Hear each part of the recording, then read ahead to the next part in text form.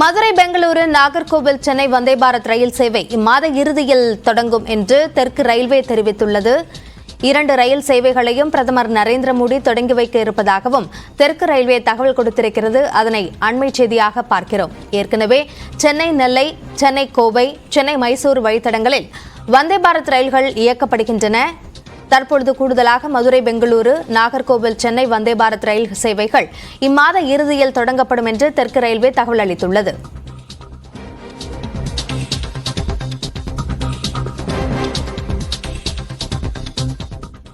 மூத்த அமைச்சர்கள் குறித்த ரஜினிகாந்தின் கருத்துக்கு துரைமுருகன் சரியாக எதிர்வினையாற்றி இருப்பதாக அதிமுக முன்னாள் அமைச்சர் கடம்பூர் ராஜு தெரிவித்தார். வணக்கம் தமிழ்நாடு நிகழ்ச்சியில் பேசிய அவர், மு.க.ஸ்டாலினின் குரலாக ரஜினிகாந்த் ஒலித்தாரா என்று சந்தேகம் எழுவதாகவும் கூறினார். மூத்த தலைவர்கள் அல்லது மூத்த அமைச்சர்கள் சார்ந்த ரஜினிகாந்துடைய கருத்து, அதற்கு துரைமுருகன் ஆற்றிய அந்த எதிர்வினை, அதை நீங்க எப்படி பாக்குறீங்க? இல்லை, அது ஒரு விழாவுக்கு சென்றால் அந்த விழா என்பது ஒரு பத்திரிகை வெளியீட்டு விழா. அந்த பத்திரிகை வெளியீட்டு விழாவில் மரியாதைக்குரிய நடிகர் ரஜினிகாந்த் என்பது எனக்கும் மிக நெருங்கிய நண்பர். அவர் சென்று அந்த விழாவை பற்றி பேசியிருக்கலாம், அந்த விழாவில் சம்பந்தப்பட்ட அந்த புத்தகத்தை பற்றி பேசலாம், புத்தகத்தை எழுதியவரை பற்றி பேசலாம், புத்தகத்திலே எழுதப்பட்டிருக்கிறவரை பற்றி என்ன கருத்து வேண்டுமானு சொல்லலாம். அரசியலில் இத்தனை இவர் தான் இருக்க வேண்டும், இவர்கள் இருக்கக்கூடாது என்று சொல்லுகின்ற கருத்து பொருத்தமாக இருக்காது.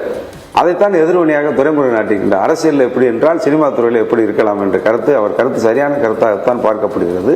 இன்னும் சொல்லப்போனால் பாஜகவுக்கு நெருக்கமாக, தலைவர்களுக்கு நெருக்கமாக இருக்கின்றார். அங்கே போய் இப்படிப்பட்ட கருத்தை நமது மரியாதைக்குரிய நடிகர் ரஜினிகாந்த் அவர்கள் தெரிவிப்பாரா?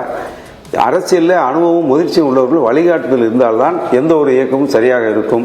அதான் காலங்காலமாக நடைபெற்றுகின்ற அதில் அரசியலுக்கு என்பது வயது இல்லை என்பது நாம் கண்கூடாக பார்த்து கொண்டிருக்கின்றோம். தமிழக அரசியல் மட்டுமல்ல, அகில இந்திய அரசியலில் அப்படித்தான் எல்லா மாநிலங்களும் இருப்பார்கள். அதை ஏன் அவர் பேசினாரா அல்லது பேச வைக்கப்பட்டாரா என்பதுதான் இப்படி வருகின்ற சந்தேகமாக இருக்கின்றது.